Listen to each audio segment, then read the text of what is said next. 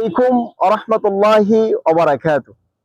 ইন্নাল হামদুলিল্লাহ ওয়াসসালাতু ওয়াসসালামু আলা মান লা নাবিয়্যা বা'দা আম্মা বা'দ।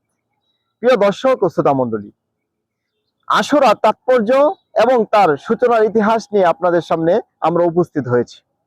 সহিহ মুসলিমের 2548 নম্বর হাদিসে এসেছে, আন ইবনে আব্বাস রাদিয়াল্লাহু আনহুমা, আব্দুল্লাহ ইবনে আব্বাস রাদিয়াল্লাহু আনহুমা থেকে বর্ণিত, তিনি বলেন, আন্না রাসূলুল্লাহ সাল্লাল্লাহু আলাইহি ওয়াসাল্লাম কদিমাল মদিনা, রাসূলুল্লাহ সাল্লাল্লাহু আলাইহি ওয়াসাল্লাম মদিনায় আগমন করলেন।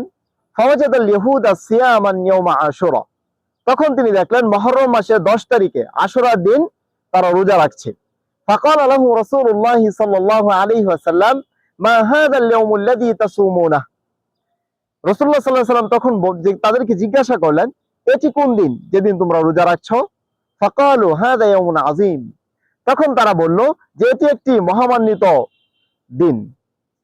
আনজাল্লাহু ফীহি মূসা ওয়া কওমাহ, যেদিন আল্লাহ রাব্বুল আলামিন মূসা আলাইহিস সালামকে এবং তার সম্প্রদায়কে মুক্তি দিয়েছিলেন।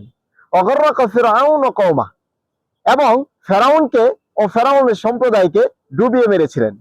ফাসামাহু মূসা শুকরান, সেই হিসেবে মূসা আলাইহিস সালাম আল্লাহ শুকরিয়া আদায়ার্থে এই রোজা রাখতেন। ফানাহনু নাসুমুহু, তখন ইহুদিরা বলল, আমরাও নবী মূসাকে অনুসরণ করে আমরা রোজা রাখি।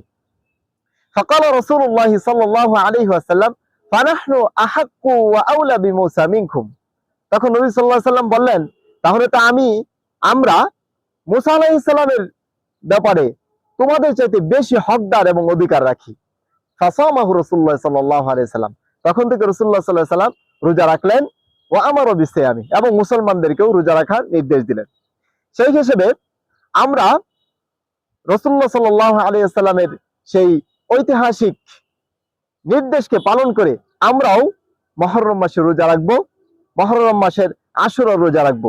আল্লাহ রাব্বুল আলামিন আমাদেরকে সঠিকভাবে আমল করার তৌফিক দান করুন।